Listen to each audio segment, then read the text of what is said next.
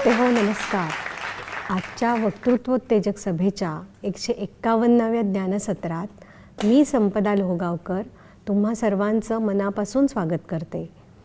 स्वातंत्र्यपूर्व काळात न्यायमूर्ती रानडे यांनी समाजाची सांस्कृतिक जडणघडण व्हावी या उद्देशाने सुरू केलेली ही व्याख्यानमाला आजही अगदी त्याच उद्देशाने 151 वर्ष अखंडित चालू आहे.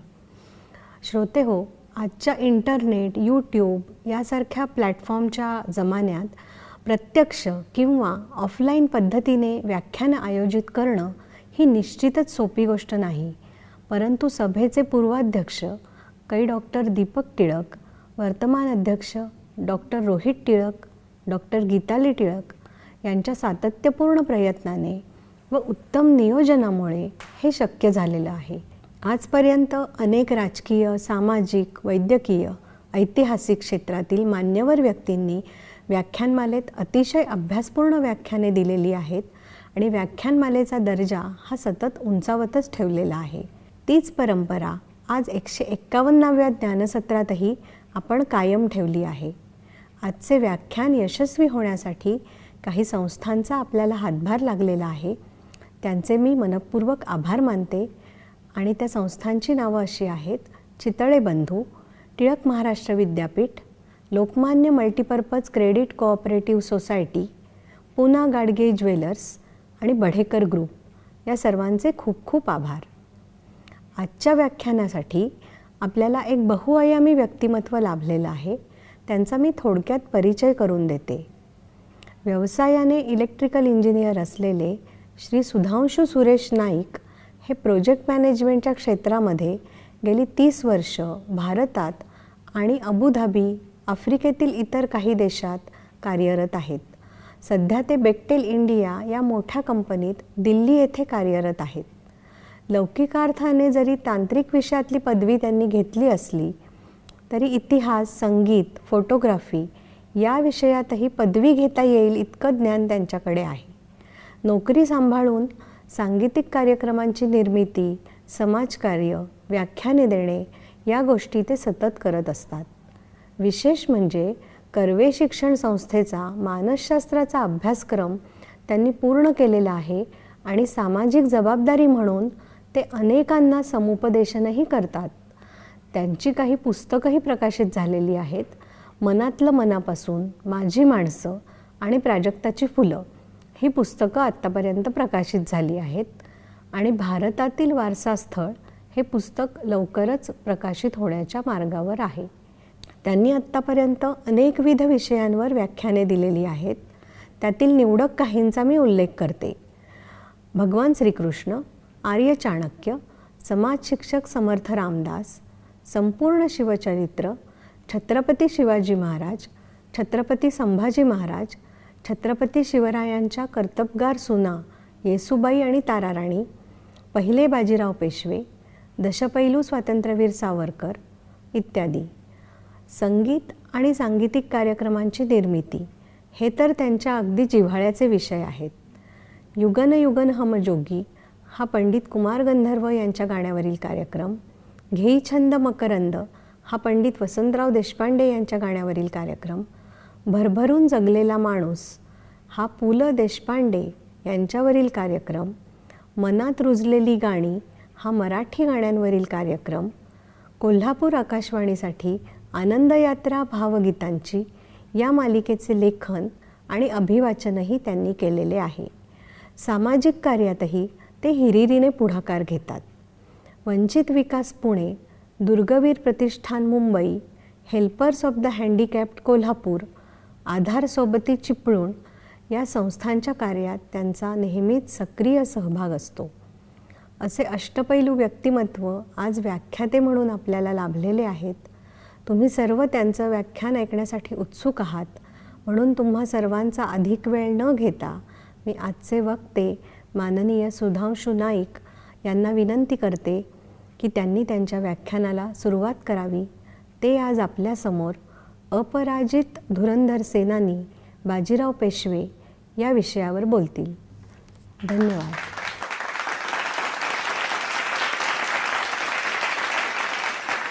नमस्कार रसिको.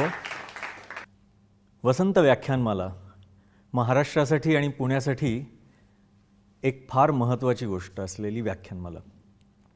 ही वसंत व्याख्यानमाला गेली 151 वर्ष पुण्यात सुरू आहे. न्यायमूर्ती महादेव गोविंद रानडे यांनी स्थापन केलेल्या वक्तृत्वोत्तेजक सभा यांच्यामार्फत आजवर ही व्याख्यानमाला इथे सादर होत राहिली.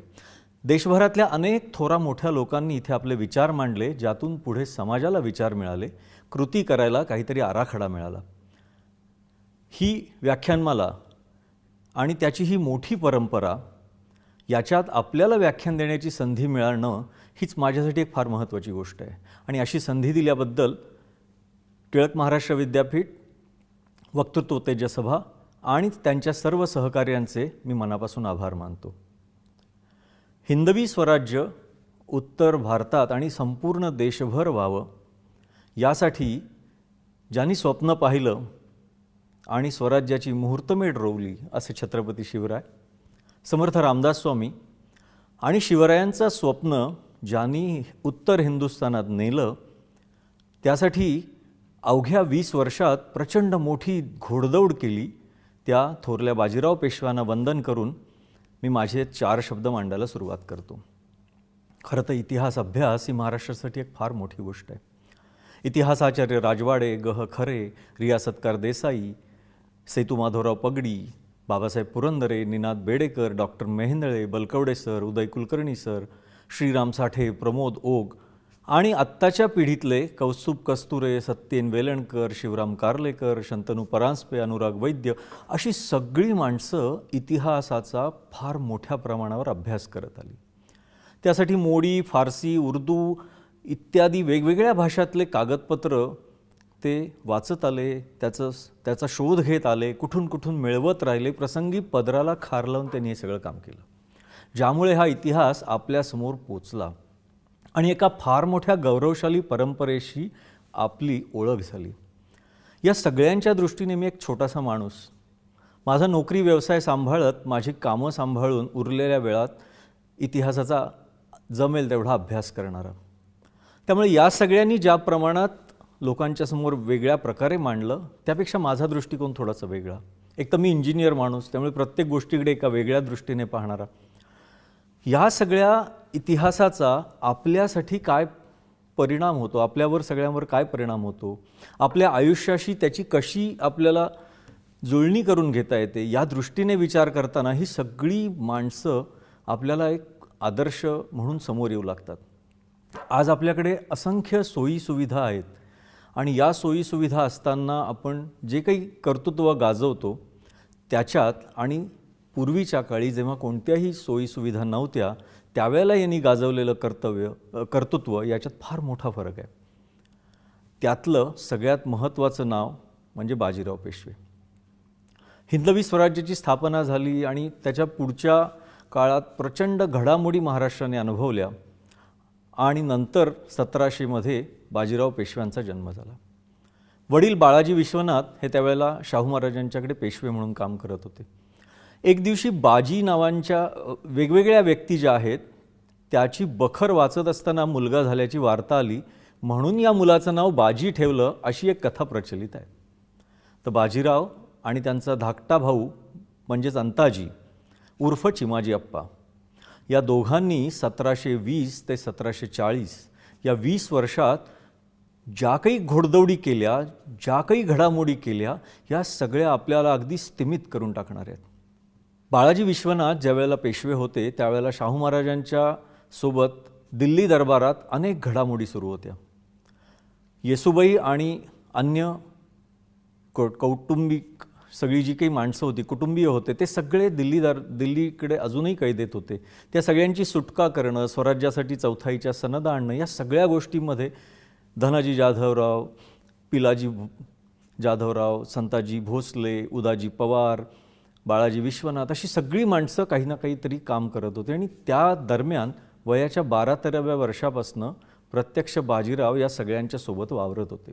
त्यांचा सैन्यात वावर होता. अंबाजीपंत पुरंदरे, पिलाजी जाधवराव, उदाजी पवार या सगळ्यांच्याकडनं बाजीरावांना वेगवेगळ्या प्रकारचं मार्गदर्शन मिळत होतं. मग त्यात सैनिकी शिक्षण होतं, फडावरच्या कामाचं शिक्षण होतं, सैनिकांच्यात वावरायचं शिक्षण होतं, वेगवेगळ्या भागात जाऊन तिथे ज्या काही मोहिमा असायच्या त्यावेळेला कसं वागायचं याचं शिक्षण होतं. आणि हे सगळं हा लहान मुलगा मोठ्या चतुराईने आणि आत्मविश्वासाने करत होता. आणि त्यांचं ते कर्तृत्व पाहूनच वयाच्या अवघ्या 20व्या वर्षी बाळाजी विश्वनाथ यांच्या मृत्यूनंतर शाहू महाराजांनी बाजीरावांना पेशवेपद दिलं. ही गोष्ट त्या काळात फार मोठी होती, कारण सातारा दरबारात अनेक ज्येष्ठ लोक होते ज्यांचा त्यावेळेला पेशवेपदावरती डोळा होता असं म्हणू शकतो आपण. तर या सगळ्यांना डावलून शाहू महाराजांनी बाजीरावांना पेशवेपद दिलं. तर ह्या सगळ्या जुन्या लोकांना आपल्यासोबत घ्यायचं, त्यांची मनधरणी करायची, यासाठी जे चातुर्य लागतं, कारण जेव्हा एखादा नेता वयाने लहान असतो आणि त्याच्या हाताखाली ज्येष्ठ वयाची, ज्येष्ठ अनुभवाची माणसं असतात, त्यावेळेला त्यांच्याकडून काम करून घेणे खूप कठीण गोष्ट असे आज आपण मॅनेजमेंट टेक्निक्समध्ये शिकतो. हे बाजीरावांनी उत्तम प्रकारे करून दाखवलं. त्यांचे विचार वेगळे होते. त्यावेळेला शाहू महाराज महाराष्ट्रात परत आल्यानंतरचा जो काळ आहे, दिल्लीतली बादशाहीतली घडामोडी वेगवेगळ्या प्रकारे सुरू आहेत. अशा वेळेला मुघल सत्ता कमकुवत आहे आणि याच गोष्टीचा मोठ्या प्रमाणात आपण फायदा घ्यावा आणि तिथे थेट मुळावर घाव घालावा आणि आपली सत्ता उत्तरेत वाढवावी, असे बाजीरावांचे विचार, ज्याला त्यावेळेला सातारा दरबारातनं विरोध होत होता. पंतप्रतिनिधींसारखे ज्येष्ठ लोक तिथे होते, परंतु शाहू महाराजांनी बाजीरावांच्यावर विश्वास दाखवला. सरलष्कर हैबतराव निंबाळकर, राणोजी शिंदे, मल्हारबा होळकर, पवार बंधू, फत्तेसिंगराजे भोसले या सहकाऱ्यांच्यासह बाजीरावांची घोडदौड सुरू झाली. विचार करा, आज वयाच्या 20व्या वर्षात आपण काय करत असतो. आज आपल्याकडे उत्तमोत्तम तंत्रज्ञान आहे, हाताशी मोबाईल, फॅक्स, ईमेलपासून सगळ्या गोष्टी आहेत, उत्तम कम्युनिकेशन करायला साधनं आहेत. त्यावेळेला हे काहीही नव्हतं. अगदी शिवाजी महाराजांच्या काळात जसं उत्तम हेरखातं होतं, तसंच सक्षम हेरखातं बाजीराव पेशव्यांनी तयार केलं. कुठे कुठे कोणत्या भागात कसल्या घडामोडी होत आहेत याच्या अत्यंत अचूक बातम्या त्यांना वेळेवर मिळत राहिल्या आणि यातूनच त्यांच्या घोडदौडीच्या वेगवेगळ्या मोहिमा आखायला सुरुवात झाली. निजाम उल-मुल्क हा मराठ्यांचा त्यावेळेचा मोठा शत्रू, हैदराबादची त्याची जहागीर, परंतु त्याला मुघलांनी दख्खनची सुभेदारी देण्याचं जे काही त्यांच्या आपापसातले करार मदार होते, त्यामुळे त्याचा ह्या सगळ्या गोष्टीवर डोळा आणि त्याला मराठ्यांना मिळालेले चौथाईचे हक्क हे अजिबात मान्य नव्हते. त्यामुळे सतत त्यांचे संघर्ष होत राहिले. मुंगी, शेगाव सारख्या ठिकाणी जेव्हा आपापसात समोरासमोर आले, त्यावेळेला निजामाला माघार घ्यायला भाग पाडली गेली. त्यावेळेला जे की तिथे सगळे मराठी सेनानी सरदार एकत्र जमले होते, त्यात बाजीराव पेशव्यांचाही महत्त्वाचा सहभाग होता. आणि मग बाजीराव पेशव्यांनी उत्तरेत आपली नजर वाढवायला सुरुवात केली. मराठा सत्ता विकसित करायची असेल तर उत्तरेत जाण्याशिवाय आपल्याला पर्याय नाही, याकडे त्यांनी सगळ्यांचं लक्ष वळवलं आणि त्यांना आपल्या दृष्टीने आपल्यासोबत यायला अनुकूल करून घेतलं. मार्च 1722 दिल्लीचा सरदार दाऊदखान पन्नी हा माळव्यात होता आणि त्याच्यावरती बाजीराव पेशव्यांनी हल्ला केला. त्याचा बंदोबस्त करून बाजीराव पेशवे सासवडला आले. माळव्यात त्याच्यापूर्वीच म्हणजे जेव्हा महाराणी ताराबाई ज्या वेळेला मराठ्यांचा कारभार सांभाळत होत्या, त्याच वेळेला मराठ्यांचं सैन्य नर्मदा ओलांडून माळव्यात पोचलेलं होतं. माळव्यात वेगवेगळ्या ठिकाणी त्यावेळेला हल्ले केलेले गेले होते. मुघलांना नामोहरम करायचे प्रयत्न तेव्हाही सुरू होते, पण या प्रयत्नांना अधिक बळ मिळालं ते बाजीराव पेशव्यांच्या काळात. बाजीरावांनी माळव्याला मोठं लक्ष केलं आणि माळवा, खानदेश, बागलांचा प्रांत हा जो सगळा मधला पट्टा आहे, म्हणजे मध्य प्रदेश, महाराष्ट्र आणि गुजरातचा हा सगळा भाग आहे, हा सगळा अधिकाधिक प्रकारे स्वराज्याशी जोडला जावा यासाठी त्यांनी खटपटी सुरू केल्या. पुढे 1723मध्ये उज्जैनला एक मोगली सरदार होता दया बहादूर नावाचा. तो तिथे मराठ्यांना जे काही चौथाईचे हक्क मिळाले होते त्याच्या सारा वसुलीत अडथळा आणायचा. हा वेगच एवढा प्रचंड होता की त्यापुढे मोगली सरदार विचार देखील करू शकले नाहीत. इतक्या वेगाने ही स्वारी बाजीरावांनी केली. विचार करा, पुणे कुठे आहे, खानदेश कुठे आहे, तो इंदोर भोपाळचा सगळा पट्टा कुठे आहे, उज्जैन, देवास हा जो सगळा पट्टा आहे, ह्या सगळ्या ठिकाणी स्वारी करणं ही इतकी सोपी गोष्ट नाही, कारण मधला बहुतेकसा भाग अजूनही मोगलांच्या ताब्यातला आहे. इथे अत्यंत वेगाने घोडदौड करत जाणं, तिथली सगळी माहिती आपल्याला असणं, तिथलं गुप्तहेर खात्याने दिलेले सल्ले आणि संपूर्ण मोहिमेचं नियोजन ही अत्यंत कठीण अशी गोष्ट आहे.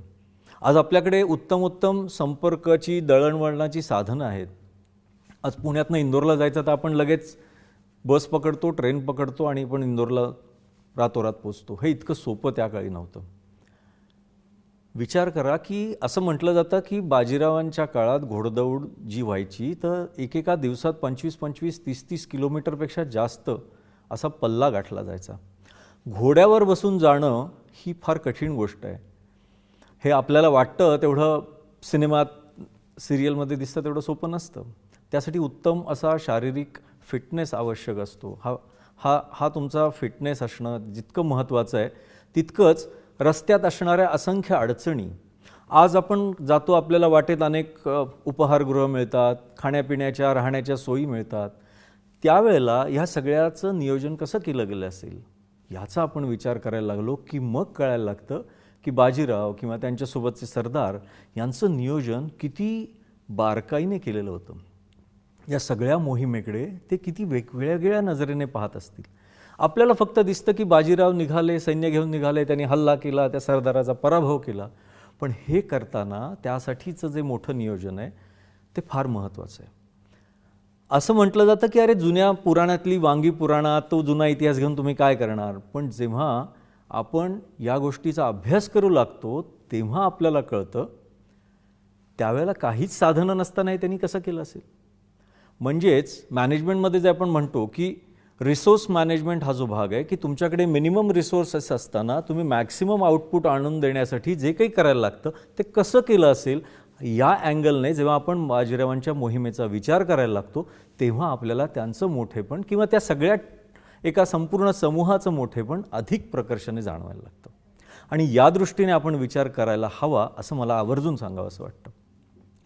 उपलब्ध कागदपत्रं त्यावेळची जी आहेत ना त्याच्यात बाजीरावांचं जे काही दर्शन होतं ते फार सुंदर आहे. एक तडफदार अशा वीराचे सत्र आलेले उल्लेख आहेत. एका ठिकाणी म्हटलं आहे की बाजीराव साहेब बहुत उग्र प्रवृत्तीचे, बहुत वेळ शिपाईगिरीतच जातो, मात्र जे काम हाती घ्यावे ते सिद्धीच जाते, अपयश असे यास कधी ठावकीच नाही. सुमारे 6 फूट उंची, निकोप कणखर प्रकृती आणि कोणीही मोहित व्हावं असा बोलका पाणीदार चेहरा. किती सुंदर वर्णन आहे बाजीरावांचं. अहो, बाजीराव पेशव्यांच्यावर तर निजामाच्या ज्या काही जनानखान्यातल्या स्त्रिया होत्या त्यासुद्धा फिदा होत्या असेही उल्लेख आढळतात. असा हा अत्यंत सक्षम असलेला एक थोर माणूस होता. त्यांच्या मोहिमा, त्यांचा अभ्यास, त्यांची शत्रूबद्दल असणारी समज, त्या दृष्टीने आखलेल्या गोष्टी, त्याचं केलेलं नियोजन, याच्या पलीकडे जाऊन मला सगळ्यात महत्त्वाची गोष्ट जी सांगावीशी वाटते ती म्हणजे बाजीरावांच्या सैन्यात महाराष्ट्रातल्या 18 पगड जातीतल्या लोकांनी दिलेला सहभाग. शिवछत्रपतींच्या काळात जसं महाराष्ट्रातल्या सगळ्या जातीतल्या लोकांनी स्वराज्य उभं राहावं यासाठी जीवापाड मेहनत घेतली. ज्याला जे देणं शक्य होतं ते त्याने दिलं. कोणाला शेतातलं पीक देणं शक्य होतं, कोणाला आपण जे 12 बलुतेदारीतनं कामं करतो त्यातनं योगदान देणं शक्य होतं, ज्यांना प्रत्यक्ष सैन्यात जाणं शक्य होतं, ज्यांना घरातली डाळ रोटी देणं शक्य होतं, त्या प्रत्येकाने जसं योगदान दिलं तसंच आणि तितक्याच ताकदीने जे काही योगदान महाराष्ट्राने दिलं असेल ते बाजीराव पेशव्यांच्या काळात. राणोजी शिंदे, मल्हारभाऊ होळकर, उदाजी पवार ह्या सगळ्यांची नावं आपल्याला माहिती आहेत आणि त्याच्या पलीकडे असंख्य माणसं माहिती आहेत. ब्राह्मण समाजापासनं अगदी समाजातल्या अगदी तत्कालीन ज्या काही उतरंडी होत्या त्यातल्या सगळ्यात खालच्या ठिकाणी असलेल्या जातीतल्या लोकांनीसुद्धा बाजीराव पेशव्यांच्या सैन्यात मोठी मोलाची कामगिरी बजावली आणि त्या प्रत्येक कामगिरीचं मोल जाणून घेण्याची कुवत बाजीरावांच्याकडे होती. त्यामुळे तिथे ज्या प्रत्येक माणसाने काहीतरी काम करून दाखवलं त्याच्या पाठीवर बाजीरावांनी कायम शाबासकीची थाप दिली. आणि असं करत जेव्हा माळव्यात मराठा सत्ता वाढत चालली तेव्हा शिंदे, होळकर, देवासचे पवार, धारचे पवार या सगळ्यांनी तिथे संस्थानात आपले पाय रोवायला सुरुवात केली. ही सगळी हळूहळू मराठा सत्तेची वाढत चाललेली सीमा होती. तिकडे दक्षिणेत बाजीरावांनी लक्ष दिलं नाही असा एक काही जण आरोप करतात. हे तितकंसं खरं नाही. 1725 आणि 27 ह्या 2-3 वर्षाच्या काळातच बाजीरावांनी चित्रदुर्गची मोहीम आखली होती. गदग, श्रीरंगपट्टण, चित्रदुर्ग ह्या सगळ्या भागात ते मोठ्या वेगाने सगळीकडे काम करत राहिले आणि तिथे आपली जरब बसवली. ही गोष्ट नोंद करून घेण्यासारखीच आहे. बाजीरावांनी कधीच दक्षिणेत दुर्लक्ष केलं नाही असं ठामपणे सांगावं असं वाटतं. मात्र त्यांचं म्हणणं असं होतं की दक्षिणेत हिंदू राजे जे आहेत किंवा मराठा सत्ता जी आहे, जी शिवाजी महाराजांच्या काळात जिंजीच्या किल्ल्यापर्यंत आणि पुढच्या काळात तंजावरमध्ये स्थापित झालेली आहे, इथे काम करणं सोपं आहे कारण इथे आधीच आपण बऱ्या मोठ्या प्रमाणात आहोत. उत्तरेत आज गरज आहे कारण महाराष्ट्राला उत्तरेत पोचवणं, मराठी सत्ता उत्तरेत जाणं हे जितकं आवश्यक आहे, कारण उत्तरेवरती राज्य केलं तर देशावर राज्य करता येतं असं त्यांना वाटायचं. आणि या सगळ्या ज्या काही त्यांच्या वेगवेगळ्या छोट्या मोठ्या मोहिमा सुरू होत्या, यात सतत निजामाचा त्रास सुरूच असायचा. निजामाची वेगवेगळी जी पिढी होती त्यातला पुढच्या ह्याच्यातला पिढीतला किलीच खान नावाचा निजाम होता. याने एक दिवशी थेट पुण्यावरच स्वारी केली. त्यावेळेला बाजीराव दौऱ्यावर होते आणि पुण्यावर स्वारी केली. त्यावेळेला त्यांच्यासोबत कोल्हापूरकर संभाजीराजे छत्रपती होते, रावरंभा निंबाळकर होते, नेवासकरचं जे काही काम होतं, त्यांची जी काही नेस्तनाबूत करायची होती, सातारचा सगळं जे छत्रपतींचं राज्य होतं ते ताब्यात संभाजीराजे छत्रपतींना छत्रपती करायचं काहीतरी त्यांची ती मोहीम होती. आता हे सगळं कळल्यावर जर आपण पुण्यात आलो तर इथे मोठ्या प्रमाणात घमासान युद्ध होईल आणि याचा इथल्या स्थानिक जनतेला फार मोठ्या प्रमाणात त्रास होईल. म्हणून बाजीरावांनी एक वेगळेच डावपेच रचले. पुण्याकडे आता बाजीराव आपलं सैन्य घेऊन येतील अशी वाट बघत बसणाऱ्या लोकांना अचानक कळलं की बाजीराव थेट निजाम. त्यांनी निजामाचा जो औरंगाबाद, तत्कालीन औरंगाबाद, आता आपण संभाजीनगर म्हणतो, तर तत्कालीन औरंगाबाद, खानदेश, जालना हा जो काही तिथला पट्टा होता, बाजीरावांनी मोठ्या प्रमाणात तिकडे आक्रमण सुरू केलं. आणि इतकंच नव्हे तर खानदेशातनं ते थेट गुजरातवर उतरले. त्यावेळेला सुरतेच्या प्रांतात सर बुलंद खान नावाचा तो मोगली सरदार होता. तर त्याची त्यांनी तिथे जाऊन नाकेबंदी केली, त्याला जरब बसवली आणि कुठल्याही परिस्थितीत स्वराज्याकडे त्याने वाकड्या नजरेने बघू नये याची पुरेपूर तजवीज केली आणि ते पुन्हा मोठ्या वेगाने धुळ्याकडे परत आले. एव्हाना बाजीराव आपल्या प्रांतात शिरलेत हे कळल्यावर निजाम त्यांच्यासाठी त्यांचं पारिपत्य करायला पुण्यातनं पुन्हा बाहेर पडला आणि तो गोदावरी काठाने निघाला. आणि इथे बाजीरावांच्या नेतृत्वाची किंवा त्यांच्या दूरदर्शी स्वभावाची कल्पना आपल्याला येते. आणि मोठा तोफखाना घेऊन निजाम गोदावरीच्या काठावर आला. एकूण तुम्ही जर आज गुजरात कुठे आहे, खानदेश कुठे आहे, धुळे कुठे आहे, पुणे कुठे आहे, जालना कुठे आहे, औरंगाबाद कुठे आहे, हा सगळा नकाशा जर समोर ठेवून बसलात तर तुमच्या लक्षात येईल की अत्यंत कमी वेळात बाजीराव पेशव्यांनी जवळपास हजारो किलोमीटरची घोडदौड केलेली आहे. ही अत्यंत कठीण अशी गोष्ट आहे. आणि कारण हे नुसतंच आपलं आपण भटकायला जातो, खांद्यावरती बॅगा टाकून आपण भटकंती करतो, ट्रेकला जातो, तसं नव्हतं. तिथे युद्ध करायची होती. सोबत तो सगळा लवाजमा घेऊन जायचा होता, शस्त्रास्त्र घेऊन जायची होती, त्या सैन्याच्या खाण्यापिण्याची व्यवस्था करायची होती. हे सगळा ताफा घेऊन इतक्या वेगाने मोहिमा करणं ही थक्क करणारी गोष्ट आहे. आणि ज्यावेळेला निजाम त्या गोदावरीच्या काठावर आला, पालखेड नावाचं गाव आहे, पालखेडची ही लढाई खूप वेगळी आहे. इथे समोरासमोर सैन्य खूप कमी वेळ आलेली आहेत. बाजीराव पेशव्यांनी काय केलं तर पालखेडच्या जवळ आल्यानंतर निजाम नदी ओलांडून पलीकडे गेला आणि बाजीराव एका अचूक वेळेची वाट पाहत राहिले. ती वेळ अशी होती की निजाम नदी ओलांडून तर पलीकडे गेलाय, पण त्याचा संपूर्ण तोफखाना मात्र नदीच्या अलीकडे आहे. आणि बरोबर त्या क्षणी बाजीरावांनी हल्ला केला. आता निजाम कचाट्यात सापडला. त्याचा तोफखाना एकीकडे, तो एकीकडे, त्याचा मुख्य रसद पुरवठा बंद झाला. आणि याच्या पुढे जाऊन त्यांनी निजामाची अशी काही नाकेबंदी केली की ते उन्हाळ्याचे दिवस होते, त्यावेळेला गोदावरीचं पाणी आधी कमी झालेलं होतं, आटलेलं होतं, थोडेफार पाणवठे असतील, हे सगळे पाणवठे आणि नदीवर त्यांनी बंदोबस्त केला. निजामाला पाण्याचीच सोय होईना, उपलब्ध होईना. तहानलेले ते सगळेजण मोठ्या वेगाने मराठ्यांवर तुटून पडले आणि पराभूत झाले. ह्या लढाईचा इतिहास मोठ्या प्रमाणात तुम्हाला वेगवेगळ्या ठिकाणी वाचता येईल, अनुभवता येईल. सिनेमामधून बघता येईल. हे जे काही केलं हे सांगायला खूप सोपं वाटतं, पण यासाठीची जी काही मोहीम आखली गेली, त्याचं जे नियोजन केलं गेलं, त्यातल्या प्रत्येक माणसाने त्याला दिलेलं काम जे अत्यंत प्रामाणिकपणे पार पाडलं, त्यामुळे ही पालखेडची लढाई मोठ्या प्रमाणात गाजली. 1727 म्हणजे बाजीराव पेशवे झाल्यानंतर अवघ्या 7 वर्षातली गोष्ट. वयाच्या 27शीत बाजीराव पेशवे ही अशी मोठी लढाई जिंकतात आणि निजामासारखा बलाढ्य सरदार दाती तृण धरून शरण येतो. या लढाईमुळे, या विजयामुळे बाजीरावांचं महत्त्व जबरदस्त वाढलं आणि इतकं वाढलं की थेट दिल्ली दरबारात त्यांची दखल घेतली गेली. बाजीरावांचं शौर्य सगळ्या हिंदुस्थानभर पसरलं आणि इथून पुढे मग बाजीरावांनी कधीच मागे वळून पाहिलं नाही. हे जेव्हा आपल्या प्रांतात आपल्या स्वराज्याची घडी बसवणं सुरू होतं, त्यावेळेला उत्तरेत वेगवेगळ्या घडामोडी सुरू होत होत्या. बुंदेलखंडचे राजा होते राजा छत्रसाल. राजा छत्रसाल हे बुंदेलखंडाचे राजे. एक काळ असा होता, शिवाजी महाराज ज्यावेळेला कृष्णा नदीच्या प्रांतात होते, म्हणजे कुठेतरी कराड, सातारा, सांगली या परिसरात असावेत, आणि त्यावेळेला मोगली सैन्यातनं पळून एक सरदार त्यांच्याकडे आला. त्याचं नाव होतं राजा छत्रसाल.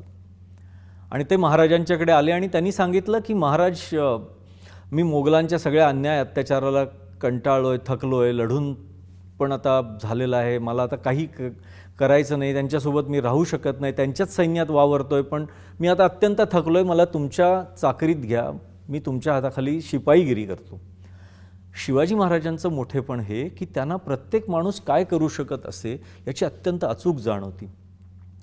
त्यांनी एक तलवार घेतली आणि छत्रसाल यांच्या हातावर दिली भेट म्हणून, आणि त्यांना सांगितलं, अहो तुम्ही तर बुंदेलखंडाचे राजे, तुमचा इतिहास आठवा, तुमच्या पूर्वजांनी केलेले पराक्रम आठवा, आणि तुम्ही असं काहीतरी करून दाखवा की तुमच्या पुढच्या पिढ्या तुमचं नाव गौरवाने घेत राहतील.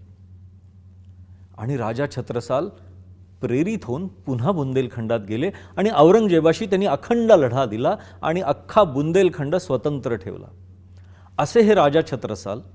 आता ते वृद्धत्वाकडे झुकलेले होते, त्यांची मुलं तिथे सत्ता सांभाळत होती, पण दिल्लीचा जो बादशाह आहे आणि त्याचे सरदार यांना हे बुंदेलखंडाचं राज्य नेस्तनाबूत करायचं होतं, संपवून टाकायचं होतं. मोगली सत्ता तिथे हवी होती. त्यामुळे ओरछा, दतिया असा जो काही सगळा भाग आहे जैतपूरचा, इथे मोगलांचं सैन्य मोठ्या प्रमाणात घुसलं आणि खूप मोठी लढाई सुरू होती काही महिने. एक वेळ अशी आली की छत्रसाल हताश झाले. त्यांच्या लक्षात आलं की आता आपण लढू शकत नाही, आपली ताकद संपत आली, आणि त्यांनी मोठ्या कळवळ्याने बाजीराव पेशव्यांना पत्र धाडलं. त्यात त्यांनी शिवाजी महाराजांच्या काळातला तो उल्लेख केला आणि राखो बाजीलाज असं ते पत्र तुम्हाला वाचायला मिळेल. राखो बाजीलाज असं म्हणत त्यांनी बाजीराव पेशव्यांना साथ दिली आणि बुंदेलखंड आणि आम्हाला वाचवा अशी कळवळून अर्थयाचना केली. आणि हे बाजीराव पेशव्यांना कळल्यावर मोठ्या वेगाने बाजीराव पेशवे बुंदेलखंडाकडे निघाले.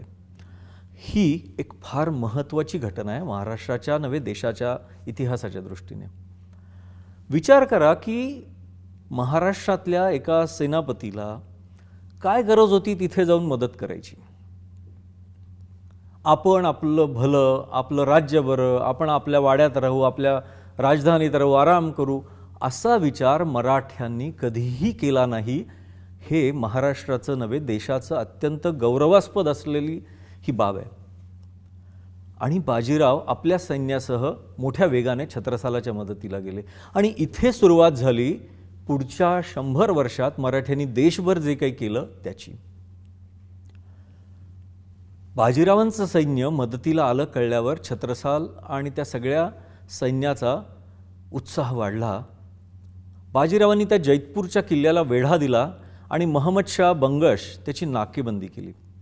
मोठ्या प्रमाणात तिथे त्याचा पराभव झाला. दावलजी सोमवंशी, बाजी भीमराव रेठरेकर, विठ्ठल शिवदेव, मल्हारराव होळकर, गोविंदपंत खेर, ज्यांना नंतर गोविंदपंत बुंदेले म्हटलं जातं, पिलाजीराव, जाधवराव, अशा सगळ्यांनी त्या लढाईत मोठं शौर्य गाजवलं आणि बुंदेलखंड स्वतंत्र राहिला. महमद शाह बंगश माघार घेऊन पराभूत होऊन परत गेला. या विजयामुळे आधीच जे काही बाजीरावांचं नाव झालेलं होतं ते अधिक मोठ्या प्रमाणात प्रसिद्ध झालं. छत्रसालने दरबार भरवला आणि या सगळ्यांचा खूप मोठ्या प्रमाणात सत्कार केला. प्रत्येक सरदाराचा सत्कार केला. बाजीरावांना पन्ना आणि आसपासचा जो प्रदेश, जिथे हिऱ्याच्या खाणी आहेत असं आपण म्हणतो, हा सगळा प्रदेश बाजीरावांना जहागीर म्हणून भेट दिला. आणि इतकंच नव्हे तर स्वतःच्या मुलीसोबत, मस्तानीसोबत लग्नाचा प्रस्ताव दिला. राजपुताना आणि त्या प्रांतात आपल्याला जर आपलं प्रस्थ वाढवायचं असेल तर तिथल्या लोकांशी सोयरीक करायला हवी, या विचाराने बाजीरावांनी तो प्रस्ताव स्वीकारला आणि मस्तानीसोबत विवाह केला. आणि मस्तानीला घेऊन बाजीराव 1729-30च्या आसपास पुण्यात परत आले. आणि यावेळेला पुण्यात खूप मोठ्या प्रमाणात विरोध सुरू झाला. शनिवारवाड्याचं काम त्यावेळेला सुरू होतं. ते काम पूर्ण झाल्यावरही शनिवारवाड्यात मस्तानीला प्रवेश दिला जात नव्हता. त्यावरूनही घरात खूप भांडणं झाली. मग राहूंनी स्वतःच्या महालाजवळ मस्तानीसाठी एक वेगळा महाल बांधून घेतला आणि तिला तिथे आणलं. त्यामुळे पुन्हा गदारोळ झाला. मस्तानीची आई ही मुस्लिम समाजातली असं म्हणतात. आज विचार करायला गेलं तर, किंवा आपण पूर्वीपार आपल्या ज्या रूढी प्रथा आहेत त्याचा विचार केला गेला तर वडिलांची जी जात असते किंवा जो धर्म असतो तोच मुलाचा धर्म मानला जातो, असा एक सर्वसामान्य संकेत आपल्या समाजात पहिल्यापासून आहे.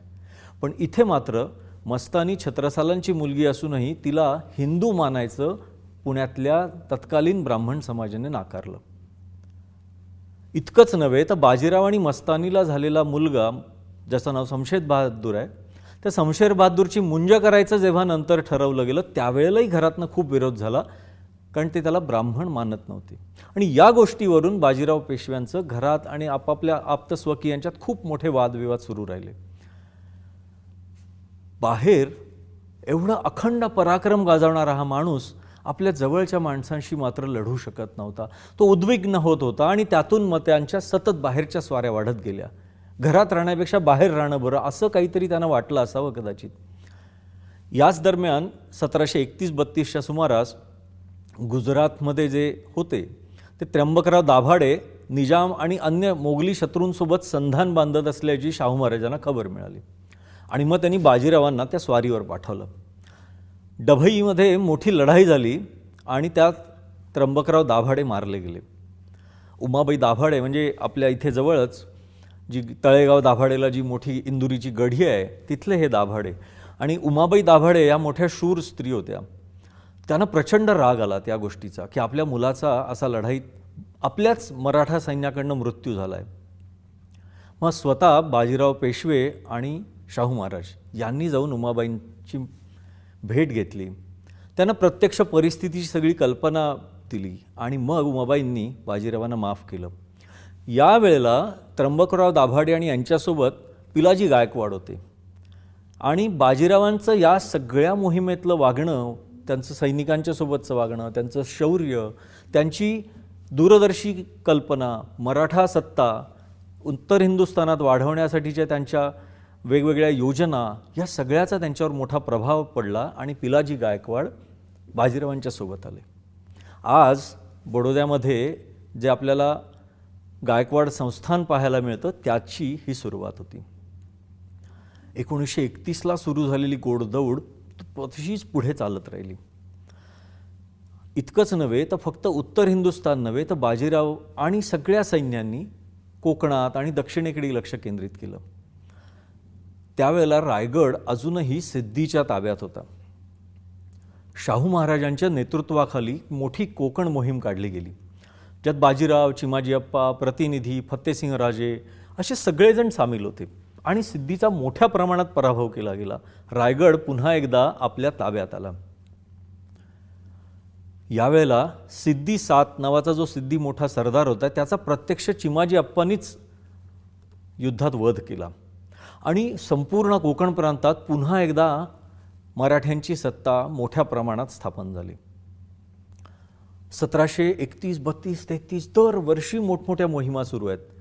आणि या सगळ्या मोहिमांमुळे बाजीरावांचा उत्तर हिंदुस्थान, महाराष्ट्रात आणि निजामापर्यंत दक्षिणेत हा जो काही इतका दरारा वाढला, त्याच्यासाठी एक छोटीशी घटना खूप सांगावीशी वाटते मला या संदर्भात.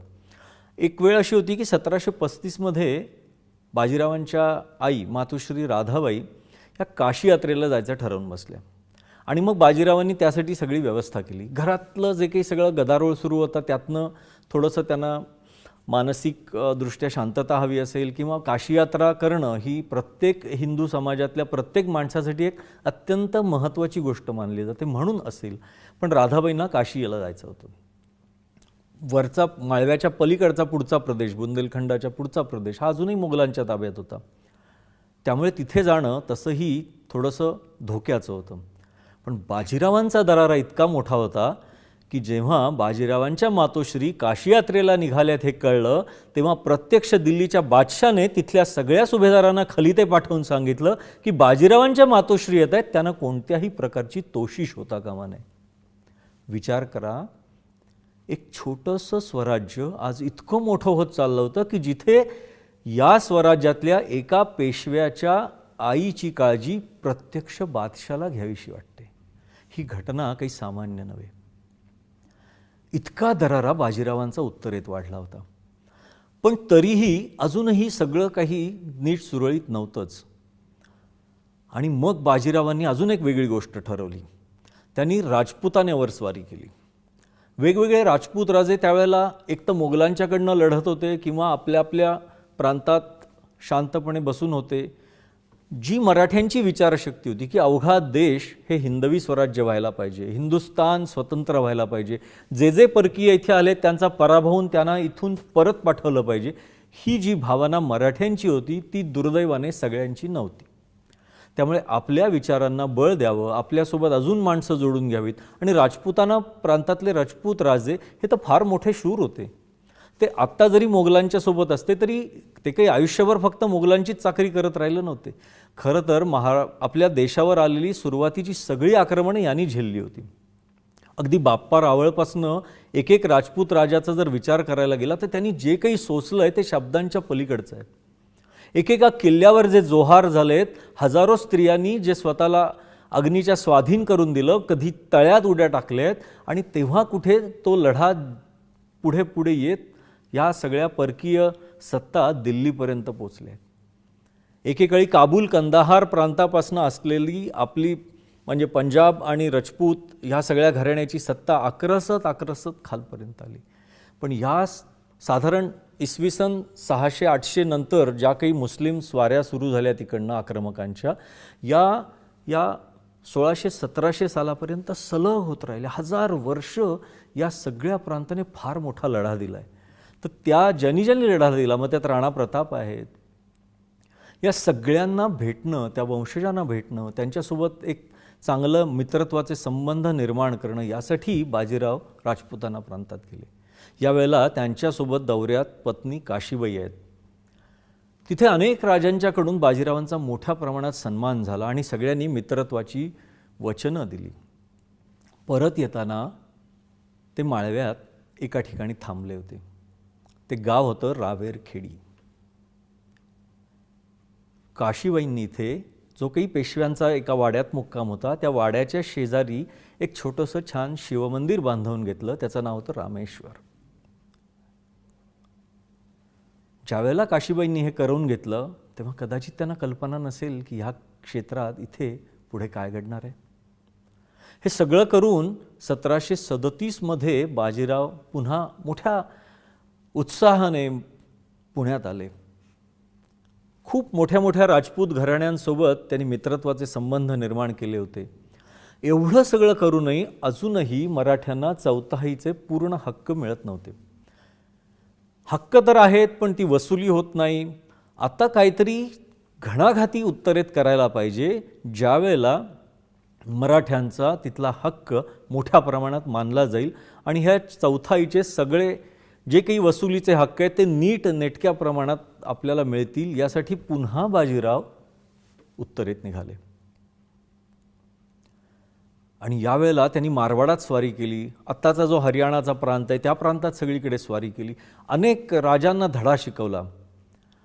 आणि यावेळेला ते पहिल्यांदा दिल्लीच्या दरवाजात दाखल झाले. जे दिल्लीचे वजीर होते सादत खान आणि महम्मद खां बंगश हे सगळे जे सगळे होते, या सगळ्यांना तोपर्यंत वाटत होतं की बाजीरावांना काय आपण कधीही नेस्तनाबूत करू शकतो. त्या दरम्यान आग्रा आणि या पट्ट्यात एक लढाई पण झाली, जिथे आपल्या शिंदे होळकरांच्या फौजांना माघारही घ्यावी लागली. आणि ती माघार म्हणजे आपला प्रचंड मोठा विजय आहे, अशा थाटात हे सगळे वजीर एक मोठा समारंभ करत, आजच्या भाषेत सांगायचं तर पार्टी करत, आनंदात मशगूल होते. आणि त्यांना कल्पना नव्हती की हे इकडे सुरू असताना आपल्या फौजेची मोठी तुकडी घेत बाजीराव थेट दिल्ली दरवाजात पोचले. बाजीराव दिल्लीत पोचलेत ही खबर कळल्यावर आतमध्ये प्रचंड हलकल्लोळ उडाला. आणि मग या सगळ्या वजिरांना खलिते पाठवले गेले आणि मग ते त्यांचं सैन्य घेऊन वेगाने दिल्लीकडे यायला लागले. बाजीरावांनी दिल्लीच्या वेशीवर भगवा फडकवला पहिल्यांदा. मात्र इथे मोठी लढाई न करता, कारण त्यांच्यासोबतचं सैन्य फार मोठं नव्हतं, हे सगळं मोठं सैन्य इथे आलं तर आपल्याला लढणं अशक्य होईल आणि मोठा पराभव न घेता नुसताच दरारा निर्माण केला आहे तो पुरेसा आहे असं समजून बाजीराव तिथून परत आले. आणि या दरम्यान काय झालं की परत येत असताना बादशाहने निजामाला खलिदे पाठवलेले होते की बाजीराव दिल्लीवर येऊन धडकलेले आहेत आणि आता दिल्लीचं संपूर्ण राज्य धोक्यात आहे, बादशाही धोक्यात आहे, तर तुम्ही तिथे काय करताय, ताबडतोब या आणि बाजीरावाचं पारिपत्य करा. असा खलिता गेल्यामुळे निजाम त्याचं सैन्य घेऊन उत्तरेकडे निघाला आणि परत येताना बाजीराव आणि निजामाची गाठ पडली. बादशाहचे आदेश होते, निजामाला जर पूर्ण महाराष्ट्र आणि हा जो पट्टा आहे, जो स्वराज्याची दख्खनची सनद म्हणतो, हा सगळा पट्टा स्वतःच्या ताब्यात हवा होता आणि हे करायचं असेल तर बाजीरावांचा पराभव करणं भाग होतं. ही संधी आहे असं निजामाला वाटलं आणि निजाम भोपाळच्या जवळ आला. बाजीरावांनी पुन्हा अत्यंत छान, अत्यंत अचूक अशी रणनीती आखली. निजाम भोपाळच्या किल्ल्यात जाऊन पोचताच बाजीरावांनी किल्ल्याची नाकेबंदी केली. काही आठवडे हा लढा चालला आणि ही नाकेबंदी इतकी अचूक होती, निजामाच्याकडे मोठा तोफखाना होता, पण त्या तोफांच्या पल्ल्याच्या बाहेरच्या बाजूला मराठ्यांचं सैन्य होतं. आणि जेव्हा तोफखाना शांत होऊन जाऊ तेव्हा मराठे मोठ्या वेगाने आक्रमण करत, निजामाच्या सैन्यावर हल्ले करत, निजामाच्या तुकड्या कापून काढत, पराभूत होत आणि पुन्हा ते एका विशिष्ट टप्प्याच्या बाहेर जाऊन थांबत. आणि हा लढा इतका कट्टर आवळला गेला, हा वेढा इतका अचूक केला गेला की निजामाला अन्नधान्याची रसदही मिळेना झाली. त्याच्या फौजेचे अत्यंत वाईट हाल झाले. त्यात ते उल्लेख इतिहासात आहेत, ते असं म्हटलं जातं की अक्षरशः लोकांनी त्या फौजेत असलेले घोडे, बैल हे कापून खाल्ले. अन्न पाणी मिळेना, सगळी फौज नामोहरम झाली आणि निजाम पूर्णपणे शरण आला. आपण म्हणतो ना, दाती तृण धरून शरण आला, तसा शरण आला. 1737 मध्ये झालेला हा जो मोठा लढा होता, त्यानंतर पुढचे काही वर्ष मात्र निजामाने अजिबात वळवळ केली नाही. इतका मोठा धडा बाजीरावांनी त्याला दिला होता. या दौऱ्यात बाजीरावांच्या सोबत पूर्ण वेळ मस्तानी होती आणि ह्या सगळ्या मोहिमेत मस्तानी आणि बाजीरावांनी अनेक छोट्या छोट्या गोष्टी केल्या, ज्या सैन्यातल्या लोकांना, सैनिकांना सुद्धा उत्साह देणाऱ्या होत्या. आज आपल्याला माहिती आहे की पुण्याच्या जवळ त्या दिवेघाटाच्या पायथ्याशी मस्तानी तलाव आहे. एकेकाळी तिथल्या गावांचा दुष्काळ होता, तो दूर व्हावा यासाठी मस्तानीने बाजीरावांना सुचवलं आणि त्यातून तिथे तो तलाव बांधला गेला असं मानलं जातं. तर सगळ्या सैनिकांच्या सोबत बाजीराव आणि मस्तानी या दोघांचंही छान नातं तयार झालेलं होतं. सगळे सैनिक मस्तानी साहेबांना तो मान द्यायचे, सन्मान द्यायचे. तो फक्त मिळत नव्हता पुण्यात. इथल्या तत्कालीन ब्राह्मण समाजाच्या लोकांना अजिबात हे नातं मान्य नव्हतं आणि त्यामुळे घरात सतत वादंग सुरू राहिले. हे इतकं वाढलं की एक दिवशी शाहू महाराजांनी सुद्धा पत्र लिहून कळलं की अरे, बाजीरावांना मनस्ताप होईल असं आता नका वागू, तो माणूस खूप वेगळं काहीतरी करतोय. तरीसुद्धा त्यात काही फार फरक पडला नाही. 1738 मध्ये बाजीराव पेशवे पुण्यात आले आणि हे वातावरण असंच राहिलं. बाजीराव अत्यंत उद्विग्न असायचे, चिडचिड करत राहायचे या सगळ्यावरून. याच दरम्यान एक मोठी मोहीम आखली गेली, ती कोकणातली पुन्हा मोहीम. आणि याच मोहिमेदरम्यान चिमाजी अप्पांनी वसई पोर्तुगीजांच्या तावडीतनं मुक्त केली. ही इतकी मोठी लढाई होती, कारण तो सगळा जो साष्टीचा पट्टा आहे म्हणजे ठाणे, पालघर, जव्हार, मोखाडा हा सगळा जो भाग आहे, या भागात पोर्तुगीजांची मोठी सत्ता होती. एकेकाळी जो चौल, रेवदंडा, कोर्लई हा सगळ्या भागातले पोर्तुगीज होते ते शिवाजी महाराजांच्या काळात आणि नंतर संभाजीराजांच्या काळात हे हटवले गेले. पण वसई मुक्त करणं तोपर्यंत शक्य झालं नव्हतं, जे चिमाजी अप्पांनी करून दाखवलं. ही मोहीम जिंकून जेव्हा चिमाजी अप्पा पुण्यात परत आले तेव्हा प्रत्यक्ष बाजीराव पुण्याच्या वेशीवर त्यांचं स्वागत करायला गेल्याचे उल्लेख आढळतात. हे इतकं सगळा पराक्रम आपण गाजवतोय आणि फक्त घरातली माणसं आपल्याला समजून घेत नाहीत. यामुळे बाजीराव सतत उद्विग्न होते. विचार करा की जो माणूस अखंड हिंदुस्थानचं काम पाहतोय, वेगवेगळ्या ठिकाणी हे हिंदवी स्वराज्य व्हावं यासाठी धडपड करतोय, त्याला त्यावेळेला जर घरातनं लोकांचा सहभाग मिळाला असता, सहकार्य मिळालं असतं, एक नुसतं समजून घेणं जरी मिळालं असतं ना, तरी कदाचित बाजीरावांचं आयुष्य वाढलं असतं का असं वाटतं. पण इतिहासाला हे जर तर काही मान्य नसतं. जे घडलं ते घडलं, त्याच्या पुढे आपल्याला जाता येत नाही. बाजीराव पुन्हा उत्तरेकडे निघाले. त्याचं कारण होतं, दिल्लीवर नादिरशाहची स्वारी झाली आणि दिल्ली आपण वाचवली पाहिजे, कारण इथल्या हिंदुस्थानचं जे काही राज्य आहे ते आपलं राज्य आहे. इथे नादिरशाहसारखा परका बादशाह येऊन इथे नाही रुजला पाहिजे, यासाठी बाजीरावांनी सुरुवात केली. म्हणजे बघा की आपण कधीच संकुचित वृत्तीने वावरलो नव्हतो. मराठा सत्ता ही कधीही फक्त रायगड, राजगड, पुणे हा प्रांत एवढेच माझं स्वराज्य असं कधीच मानत नव्हती. आपल्या मनात शिवाजी महाराजांनी निर्माण केलेली ठिणगी ही कायम जिवंत राहिली की आम्हाला हिंदवी स्वराज्य अखंड हिंदुस्थानभर करायचं आहे. यासाठी पेटून उठलेलं एकमेव साम्राज्य हे मराठा साम्राज्य होतं. आणि हे अभिमानाने सांगावं असं वाटतं की आपण या साम्राज्याचे आज कुठेतरी एक छोटेसे अंश आहोत. आज अखंड हिंदुस्थानात जे हिंदू शिल्लक आहेत ते फक्त शिवाजी महाराजांच्यामुळे, असं एकेकाळी कविभूषण म्हणाला होता. काशी हो की कला जाती, मथुरा मस्जिद होती, शिवाजी न होते तो सुन्नत होती सबकी, असं म्हणालेला तो. हेच धोरण पुढे बाजीरावांनी सांभाळलं. जिथे जिथे हिंदू राज्य आहेत त्या सगळ्यांचं एकत्रीकरण करायसाठी जीवापाड प्रयत्न केले. आणि म्हणून ज्यावेळेला नादिरशाहचं दिल्लीवर आक्रमण झालं तेव्हा पहिल्यांदा निघालेली स्वारी, त्याच्या आक्रमणाचा प्रतिकार करायला निघालेली स्वारी ही आपल्या राज्यात नव्हती. ही अभिमानाची गोष्ट आहे. मात्र बाजीराव येत आहेत हे कळल्यावर कदाचित घाबरल्यामुळे असेल किंवा त्याला जी दिल्ली लुटायची होती ती दिल्लीची लूट झाल्यामुळे असेल, पण तो नादिरशाह परत निघून गेला. आणि उलट नंतर मराठा सत्तेसाठी, छत्रपतींच्यासाठी त्याच्याकडनं सन्मानपूर्वक काही देणग्या देण्यात आल्या. हा बाजीरावांचा दरारा होता. आणि बाजीराव असे पुढे निघाल्यावर त्यावेळेचा जो पुढचा निजाम होता त्याचं नाव नासिर जंग, हा पुन्हा आडवा आला त्यांना. त्याचाही पुन्हा बाजीरावांनी पराभव केला आणि ते नर्मदेकाठी पोचले. हे सगळं सुरू असताना घरात इथे प्रचंड गदारोळ सुरू होतं. बाजीरावांचा मुलगा म्हणजे नानासाहेब पेशवे हे आता मोठे झालेले होते, त्यांचं लग्न झालेलं होतं. त्यांनी थेट मस्तानी साहेबांच्यावरच नजरकैद ठेवली, त्यांना नजरकैदेत ठेवलं. आणि हे सगळ्या बातम्या जेव्हा बाजीरावांना कळल्या ते अत्यंत नाराज झाले, उद्विग्न झाले, चिडचिड करायला लागले आणि त्यातून आजारी पडले. त्यांनी सतत धोशा लावला की मला मस्तानीला भेटायचं आहे. ते मात्र घडलं नाही. बाजीरावांचं आजारपण कळल्यानंतर चिमाजी अप्पांनी त्वरेने त्यांचा मुलगा आणि काशीबाई यांना त्यांच्याकडे पाठवलं. रावेरखेडीला नर्मदेकाठी त्या वाड्यात त्यांची छावणी होती. उद्विग्न झालेले, शारीरिक मानसिक त्रास सोसणारे बाजीराव फक्त मस्तानीसाठी तडफडत राहिले. जो माणूस अखंड हिंदुस्थानात स्वतःचा दरारा निर्माण करतो, त्यांची एक छोटीशी इच्छा शेवटपर्यंत पूर्ण नाही झाली.